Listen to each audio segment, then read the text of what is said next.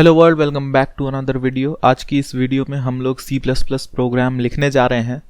वो हमसे हमारा जो इलेक्ट्रिसिटी यूनिट है, जितना भी हम यूज़ किए हैं एक महीने में, वो हमसे इनपुट लेगा और उसके बाद वो हमको बिल प्रिंट करके दिखाएगा। और ये सब काम हम लोग करेंगे सी प्लस प्लस में। तो वीडियो स्टार्ट करने से पहले मेरे को एक बात बोलनी है कि ये जो वीडियो है ये सी प्लस प्लस के लिए बन रही है और मेरे पास एक सी में ऑलरेडी बनाया हुआ वीडियो है, तो आप उसको जाके देख सकते हैं। अगर आपको सी में देखना है, ये है उसका टाइटल, आप उसको सर्च कर सकते हैं या फिर डिस्क्रिप्शन में सी वाले वीडियो का लिंक है, आप चाहें तो देख सकते हैं। तो अब हम लोग स्टार्ट करते हैं अपना प्रोग्राम लिखना। सबसे पहले मेरे को सी प्लस प्लस का बॉयलर प्लेट कोड चाहिए, बेसिक कोड चाहिए जो कि हर प्रोग्राम में लिखा जाता है और आपको ये दिखाई दे इसलिए थोड़ा जूम इन कर दे रहा हूँ। अब सबसे पहले हम लोग को यूज़र से इनपुट लेना पड़ेगा, उसका जितना भी इलेक्ट्रिसिटी चार्ज है, जितना भी कंज्यूम हुआ है। तो सबसे पहले सी आउट करते हैं, enter your electricity bill consumption in units. ऐसे हम लोग प्रिंट कर दे रहे हैं। और अब हम लोग को एक यूनिट नाम का वेरिएबल बना लेना चाहिए, या फिर पहले ही बना लेते हैं। और यहाँ पे जो यूनिट है उसको एंटर लेते हैं। तो हम लोग यूनिट यहाँ पे एंटर ले लिए हैं यूज़र से, जितना भी वो यूज़ किया है एक महीने में। अब इसके बाद हम लोग को सबसे पहले क्या चेक करना पड़ेगा कि जो यूनिट है वो 50 से कम है या नहीं। अगर 50 से कम हो गया तो फिर डायरेक्टली हमको 0.5 मल्टीप्लाइड बाई यूनिट करके दिखा देना है। तो सबसे पहले हम लोग यहाँ पे करते हैं इफ़, और यहाँ पे यूनिट इज लेस देन 50। तो फिर हम लोग क्या करेंगे, जस्ट 0.50 मल्टीप्लाइड बाई यूनिट। ठीक है, हम लोग यहाँ पे साथ में एक बिल भी बना लेते हैं। इस बिल में हम लोग अमाउंट स्टोर करके रखेंगे और यहाँ पे हम लोग कर देते हैं bill is equal to 0.5 into unit. ठीक है, और यहाँ पे सी आउट करते हैं जो भी हमारा बिल है, योर फाइनल बिल इज, और यहाँ पे बिल।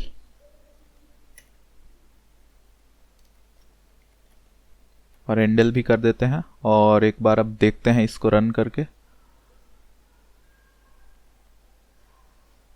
यहाँ पे पूछ रहा है enter your electricity bill consumption in units. तो यहाँ पे हम लोग अभी सिर्फ इफ़ ही लिखे हैं, तो हम लोग 50 से ज़्यादा अगर देंगे तो हमको गार्बेज वैल्यू प्रिंट करके देगा। तो एक बार दे के देखते हैं, जैसे 60 दे के देखते हैं तो हमको गार्बेज वैल्यू दिया। लेकिन अगर हम लोग यहाँ पे 50 से कम जैसे 40 देते हैं तो हमको देगा 20। ठीक है, और यहाँ पे RS भी लिख देते हैं, ₹20। और अब हम लोग देखें अगर तो हमको 40 दे रहा है, 40 इंटर करने पे 20 दे रहा है। ठीक है, मतलब ये काम तो कर रहा है। अब हम लोग यहाँ पे अपना नेक्स्ट वाला कंडीशन करते हैं। तो यहाँ पे हम लोग डन लिख देते हैं, हमारा ये वाला डन हो गया है। अब हमारा नेक्स्ट 100 यूनिट्स पे 0.75 रुपीज़ पर यूनिट लगेगा। इसका मतलब कि पहली 50 यूनिट्स जो है हमारी, उस पे 0.5 पर यूनिट लगेगा। नेक्स्ट 100 यूनिट्स पे 0.75 पर यूनिट लगेगा। तो इसका मतलब क्या है कि अब हमको यहाँ पे जैसे पहले यूनिट इज लेस देन 50 लिखे थे, अब यहाँ पे 150 लिखना पड़ेगा। क्यों? क्योंकि 50 प्लस 100 हो जाएगा 150। तो यहाँ पे हम लोग एल्स इफ लिखते हैं, else if unit is less than 150, तो फिर हम लोग क्या करेंगे, bill is equal to 0.5 into 50, पहले ये कर देंगे हम लोग, प्लस, और यहाँ पे 0.75 इंटू, और यहाँ पे यूनिट माइनस 50, और यहाँ पे सिर्फ लेस दैन 50 नहीं करते हैं, लेस दैन इक्वल टू कर देते हैं दोनों जगह पे, क्योंकि जब 50 देगा तब भी तो हमको सिर्फ 0.5 इंटू यूनिट करना है, उसी तरह से 150 जब देगा तब भी हमको यही करना है। लास्ट में सेमीकोलन ना भूलें, नहीं तो एरर मिलेगा हमको।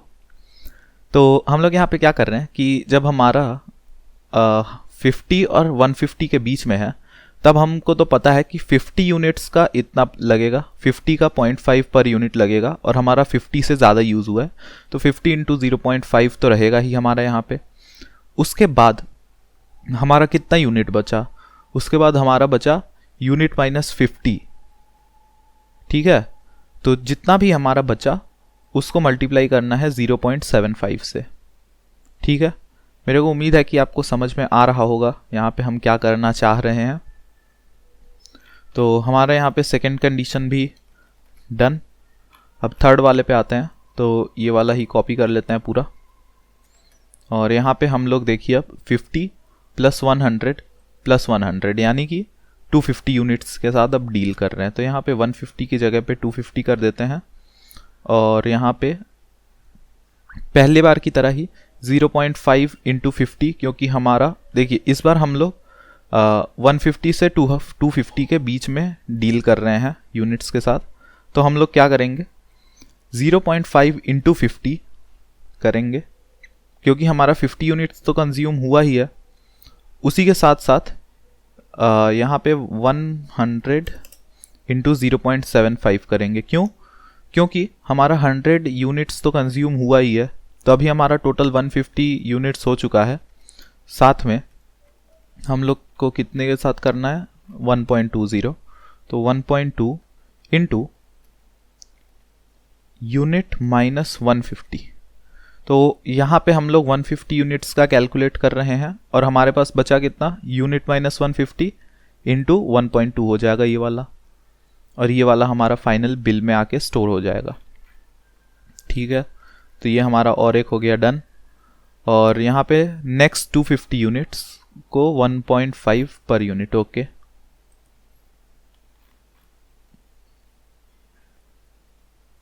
नेक्स्ट 250 यूनिट्स पे 1.5 पर यूनिट। तो इसका मतलब कि अब इसके बाद हम लोग चाहे जितना यूज़ करें वो तो हमको ₹1.50 पर यूनिट के हिसाब से ही मिल रहा है। एक बार चेक करके देखते हैं। हाँ, नेक्स्ट 250 नहीं है, फॉर यूनिट अबव ₹250 है, फॉर द यूनिट अबव, मतलब कि जब हमारा 250 यूनिट्स से ऊपर उठ जाएगा तब बाकी जितना भी हमारा आएगा वो ₹1.50 पर यूनिट हो जाएगा, ठीक है। तो अब हमारा ये वाला लास्ट कंडीशन है, तो यहाँ पे एल्स लगाते हैं। और आप एक और काम कर सकते हैं यहाँ पे कि हर बार एल्स की जगह, एल्स इफ की जगह पे सिर्फ इफ लिख सकते हैं, लेकिन वो रेकमेंडेड तरीका नहीं है। क्यों? क्योंकि यहाँ पे ये चेक करेगा कि इफ अगर इनमें से कोई भी एक कंडीशन सेटिस्फाई हो गया, जैसे कि अगर ये वाला सेटिस्फाई हो गया तो वो इन एल्स इफ में नहीं घुसेगा, लेकिन अगर सिर्फ इफ करके लिखेंगे हम लोग तो ये वाला इफ भी चेक करेगा, ये वाला इफ भी चेक करेगा।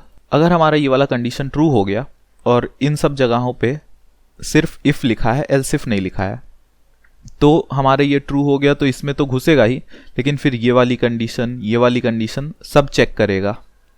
तो इसीलिए कहा जाता है कि जब भी हम लोग इफ एल्स लिख रहे हो तो हर समय एल्स इफ लिखें। तो अब हमारी यहाँ पे लास्ट कंडीशन है, तो इस वाले को पूरा कॉपी कर लेते हैं क्योंकि बार बार इसको पूरा नहीं लिखना है। तो हम लोग यहाँ पे फर्स्ट 150 यूनिट्स का लिख रहे हैं, और यहाँ पे 1.2 इंटू नेक्स्ट 100 यूनिट्स हमारा यूज़ होगा, ठीक है।